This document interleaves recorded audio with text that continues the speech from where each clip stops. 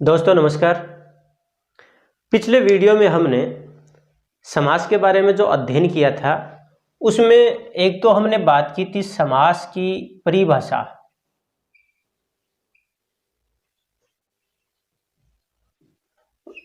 दूसरी जो बात हुई थी हमारी वो थे समास के भेद, और तीसरा जो बिंदु वो था अव्ययी भाव समास। अव्ययी भाव समास में हमने विभिन्न प्रतियोगी परीक्षाओं में पूछे जाने वाले जो प्रश्न हैं उन प्रश्नों का समावेश किया था, संकलन किया था, और वो आप लोगों के लिए बहुत ज़्यादा महत्वपूर्ण भी साबित होंगे, लाभदायक भी साबित होंगे। उसी कड़ी में आज हम जो बात करने जा रहे हैं वो बात करने जा रहे हैं तत्पुरुष समास के बारे में। किसके बारे में? तत्पुरुष समास के बारे में बात करने जा रहे हैं।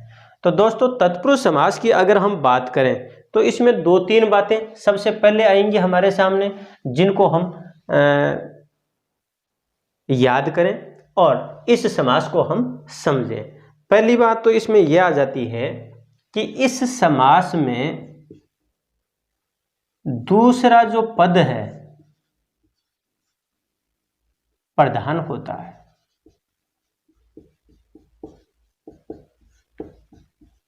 एक बात तो ये तत्पुरुष समास में दूसरा जो पद है वो प्रधान होता है। और वहीं पर इसमें एक तो जो कारक विभक्तियां हैं यानी कर्ता और संबोधन, इन दोनों विभक्तियों को छोड़ करके और शेष जो यानी कि विभक्तियां हैं उन विभक्तियों का इसमें प्रयोग होता है। इस बात को यूं भी कहते हैं कि विभक्तियों का प्रयोग।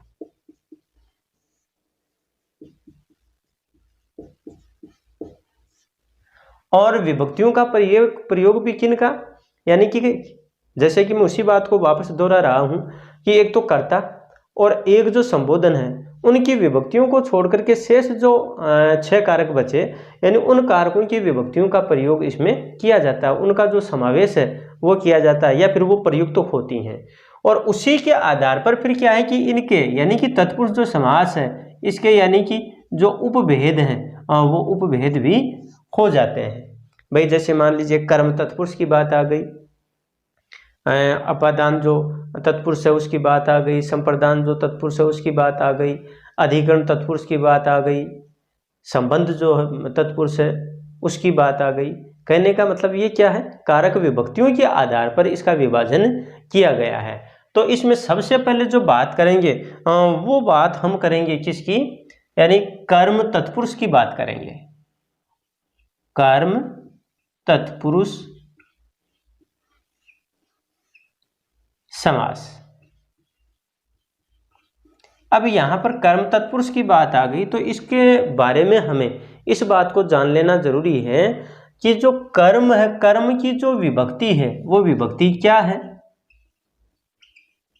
आप सभी इस बात से परिचित हैं कि कर्म की जो विभक्ति है वो विभक्ति है को।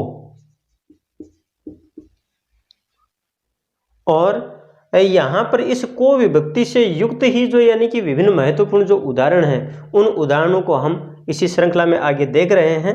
तो देखिएगा, तो यहाँ पर जैसे कर्म तत्पुरुष के जो उदाहरण हैं वो इस प्रकार से हैं। जैसे ग्रामगत, तो ग्राम को गया हुआ, गृहागत, गृह को आगत यानी घर को आगत, चिड़ी मार, चिड़ी को मारने वाला। वहीं पर गगनचुंबी, गगन को चूमने वाला, नरभक्षी, नरों को खाने वाला या फिर नरों का भक्षण करने वाला। वहीं पर बात आ जाती है जेब कतरा, जेब को कतरने वाला, प्राप्तोदक, उदक को प्राप्त। फिर है पद प्राप्त यानी कि पद को प्राप्त, सर्वप्रिय, सर्व को अर्थात सबको प्रिय।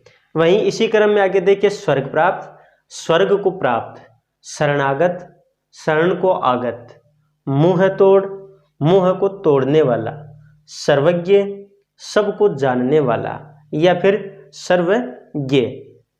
वहीं पर मांस बख्शी, मांस को खाने वाला या फिर मांस का भक्षण करने वाला, कृष्णार्पण, कृष्ण को अर्पण, नेत्र सुखद, नेत्रों को सुखद। वहीं पर वनगमन, वन को गमन, यश प्राप्त, यश को प्राप्त। दोस्तों यहाँ पर जो मूल बात आ रही है यानी कि कर्म तत्पुरुष की, तो कर्म की जो विभक्ति है, विभक्ति क्या है, को है। और यहाँ पर देखिए यानी कि सभी में क्या है, को विभक्ति यहाँ पर प्रयुक्त हुई है। ये हर जगह जो को विभक्ति है वो को विभक्ति किसकी, यानी कर्मकार की है। और इन सब में यानी कि विशेष रूप से ये प्रयोग हुए हैं। यहाँ पर एक बात और ध्यान देने वाली है इस को विभक्ति के लिए कि ये विग्रह की बात है, विग्रह में इस विभक्ति का प्रयोग होता है। तो वहीं पर जो सामासिक जो पद है यानी कि समस्त पद जिसको कहें, उसमें किसका लोप हो जाता है, को विभक्ति का लोप हो जाता है। ये तो बात हो गई हमारी किसकी, यानी कि कर्म तत्पुरुष की बात हो गई। उसी क्रम में यानी कि हम आगे वाले यानी कि विभक्ति को आधार बना करके जो नया इसका जो उदाहरण दे रहे हैं, या फिर इस तत्पुरुष का जो एक अगला जो उपभेद है, वो उपभेद कौन सा है, कर्ण तत्पुरुष। यानी कि जैसे कर्ता ने कर्म को कर्ण से, यहाँ पर एक बात कही गई है पहले भी कि जो कर्ता और जो संबोधन है उनको छोड़ करके शेष जो विभक्ति हैं उनको आधार बना करके यानी इसके उपभेद हुए हैं। तो अब इसका अगला जो उपभेद है वो कौन सा उपभेद होगा, यानी कि कर्ण तत्पुरुष। तो इसी क्रम में हम देखते हैं। देखिए इसमें कर्ण तत्पुरुष में जिसकी विभक्ति क्या है, से या फिर के द्वारा। और यहाँ पर यानी कि तत्पुरुष की जब बात आती है तो इसमें तत्पुरुष समास में क्या है कि इन विभक्तियों का लोप हो जाता है। अब यहाँ पर ये जो सामासिक पद है या यूँ कहें कि समस्त जो पद है वो देखिए, जैसे वाक युद्ध, और इसका फिर विग्रह क्या हो गया, वाक से युद्ध। यानी कि यहाँ पर जो से विभक्ति है इसका तो यहाँ आगम हो गया, और अपने यहाँ पर जो सामासिक पद है या समस्त पद है उसमें इसका क्या हो गया, लोप हो गया। वहीं पर जैसे नीति युक्त, तो नीति से युक्त, अकाल पीड़ित, अकाल से पीड़ित, नेत्रहीन, नेत्र से हीन, ईश्वर प्रदत्त, ईश्वर द्वारा प्रदत्त। यानी कि प्रदत्त का मतलब होता दिया हुआ। वहीं पर पद दलित, पद से दलित, रस सिक्त, रस से सिक्त, सना हुआ। वहीं पर है मदमत, यानी कि मद से मत, यानी कि मस्त होना।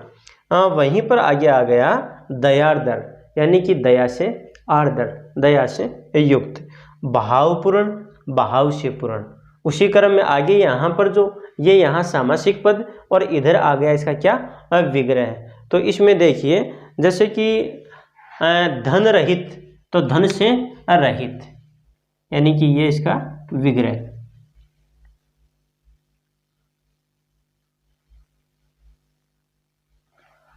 शोकाकुल, शोक से आकुल, सराहत, सर से आहत, सर का मतलब क्या, बाण, तो यानी कि बाण से आहत, घायल। मदांध, मद से अंधा, जलावृत, जल से आवृत। अश्रुपूर्ण, अश्रु से पूर्ण। वहीं पर धन रहित, धन से रहित। हस्तलिखित, हस्त अर्थात हाथ, हाथ से लिखित।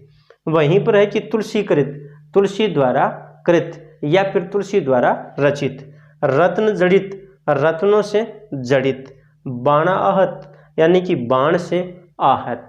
दोस्तों यहाँ पर ये जो उदाहरण है वो किसके, कर्ण तत्पुरुष के। और उसी क्रम में हम आगे इसका यानी कि जो अगला भेद लेने जा रहे हैं वो भेद होगा यहाँ पर, यानी कि अपादान जो तत्पुरुष है उसके बारे में हम बात करेंगे। तो कि जैसे अपादान जो तत्पुरुष समास है उसकी जो विभक्ति है वो तो क्या है, से अलग।